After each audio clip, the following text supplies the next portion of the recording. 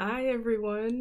Welcome back to Culture Counts, where I didn't talk about history, culture, and other things like that. A lot of time has passed. Life happened, and I didn't end up doing any more videos besides that Ancestry video. But I just happened to click on it while I was on YouTube and was reading through the comments and just reminiscing on how cool it was to talk to people about ideas that I really cared about at the time and still do. And I even got to leave some updates, and we'll see if anybody answers. But it just reminded me how cool that was. And I just wanted to come back and kind of stream of consciousness about where my ideas around people and culture and my own identity have gone since then. I think wow, I'm still really young, but I was very young. I was in high school. I did end up going to college and graduating with my bachelor's in anthropology, so still really cared about people and culture and our change over time and how we're different but also the same, and just the different ways that our humanity manifests through culture. And that was just really cool to me. One of the things that the reoccurring themes for me that came up, even reading the comments and seeing my results and just thinking back to how I identified at the time, obviously as a black person, a black girl, a black woman now, and like my connection specifically to the continent of Africa, and how that has shifted in ways that I'm still trying to like internalize or figure out, and it's maybe something I will never figure out, and that's okay. I was connected, or I felt connected to the continent of Africa in a way that, looking back, kind of lacked nuance. And I was a kid, and starting out, I think just based on my experience, very few people, at least on a daily, as much as I did, thought about their ancestry and where they're from. And I was raised in a very Afrocentric household, where it's just love black people. I don't think there was like much nuance or like history given, which was okay. It was a good start. But it could be any country in Africa. Different family members, friends were from different areas. We had Ghana, Liberia, Nigeria, of course. And in college, I was just trying to get out of here, trying to fly anywhere I could to study abroad. And I knew I wanted to go to a country in Africa. And they said, we got South Africa for you right out the gate after freshman year. And I was like, done, let's go. Did that, learned a lot about the history of South Africa, and again, more solidarity there, learning about the history of apartheid and the kind of Pan-African and like just worldwide collaboration on the struggle going on there, and even different issues till this day. And I think the summer after I graduated, I went to Uganda. I went to the northern part of Uganda and kind of learned about the history of the war there and how that affected, or particularly how the issues of that war manifested to impact gender issues, which was a big thing for me because I also minored in women and gender studies. But a really big thing that happened for me is that I traveled out of the country, and I'd finally gotten to an African country, two African countries, right? And while it was this amazing experience being from Oklahoma, seeing the shift in like, oh, I'm the majority in one way, phenotypically. But culturally, there was a lot of differences. And I realized once I got there how American I was. And for me, that didn't mean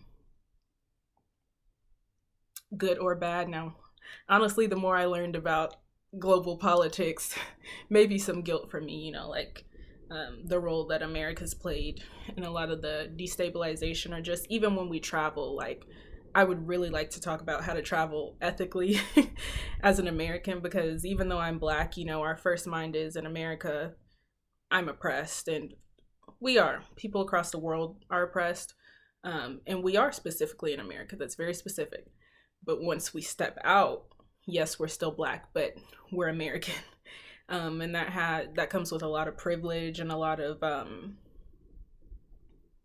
blind spots to the way that we can impose ourselves in a space that that is not ours. And I think there was a bit of grief, and this was nothing anybody ever told me, but it was just the experience I had. I thought that I would step onto the soil on whichever like African country I was in and feel a connection. And while I did, which is the consistent solidarity of just being a person of African descent, I did see a difference. And it really helped me like understand my identity a bit more as a Black American and the specificity, because even that's why I studied anthropology, even interacting with different groups, I could see the specificity across different African countries anyway, and even different ethnic groups within those countries, right? So that just gave me like more appreciation for where I came from as well. And I think it made, and still does make, my experience so much richer when I don't like blanket paint everybody the same. And that's not something I did, but I lacked knowledge of the actual experience. So that's something that I think about every day. And even looking back at that video, even with no harm intended, and I think this is pretty common for Ancestry, and you're just so excited because at the end of the day, we're all human. But I would not say that, for example, the places I'm from, this is where I'm from. It's where my ancestors are from in Ancestry. I think I put in the comments that it's so interesting the stories that our genes tell about how did this person meet this person, or this group come in contact with this group. And while a lot of it is unfortunate, downright sad, and deplorable, when we think of like colonization and slavery and things like that, even just getting to know your family history, like going a few people back and like, oh, this is how my great-great-grandpa met my great-great-grandma, and things like that can just be really cool. And because I am so interested in history and the story of my family, I think that's what made me take that test in the first place and try to figure some of that out. I'm just interested in the story of humans, how we came to be here, how we came to separate and form our particular, or like I was saying, how our humanity began to manifest in different ways based on the geography that we found ourselves in, and then the politics of people, because anywhere people are, even in the concepts that we've created of intraracial dynamics, intertribal dynamics, group dynamics, stuff like that is very interesting to me. I just want the story. And while I can acknowledge whether it's good, bad, or sad, that general understanding of this is the story of humanity allows me to continue to study it and process that grief in a way that makes it sustainable. But I don't even know where I'm going with this. I just wanted to get back on here because I was looking through the comments and I was like, this is really cool to get to, like, it's a privilege. Like, technology has become so like ubiquitous in our everyday lives that we kind of take it for granted, even become overwhelmed and annoyed by it, which is completely understandable. And I think the more that I went to school, I traveled, I'm working full time now, still trying to travel when I can. You can get fatigued and even pull into yourself once the world has gotten to you, and forget about that. But I was looking through here and I was like, what cool people I had access to through the internet, and what a privilege it was for people to share their ancestry results with me, their ethnicity, their family makeups, and even help me and offer advice or things that they learned from my journey into researching my own family history a little bit more. Um, so yeah, that's all I wanted to say. I don't know if I'll keep doing this, but I thought it was a really quick way to get access to people again. I know it's kind of one-sided with me just sitting here talking about who knows what, but yeah, that's just the update. The ancestry results are just like, take with a grain of salt apparently. With those tests, and really trying to prioritize speaking to my family and actually getting some oral histories, which was pretty cool. I got to do for school, so I have a lot of recordings, especially from my great grandmother who is still alive. Like, thank God, that's amazing. And just talking to my family while I still have access to them, because tomorrow isn't promised for anyone.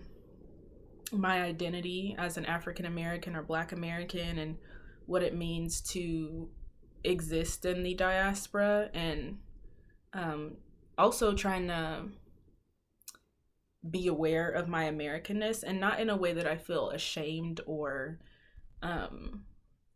like I want to be anything else, but just like accepting that and embracing my ancestry and continuing to be in community with the diaspora in a way that isn't dismissive of my history or the history of other Black people in the diaspora.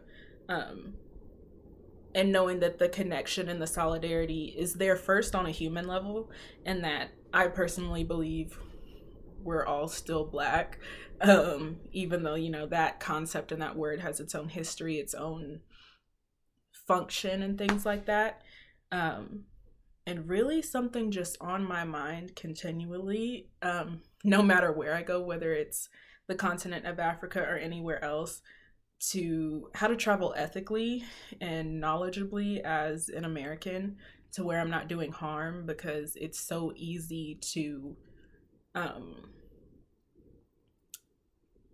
do that without thinking as an American, like just steamroll over everything. And as a person who is aware of the idea of oppression and hierarchy where I live, I don't want to go anywhere and do that either, especially not to anyone, period, but especially not to other Black people in the diaspora. Like, that's been the front of my mind, kind of like it sticks in my mind. Jamaica Kincaid,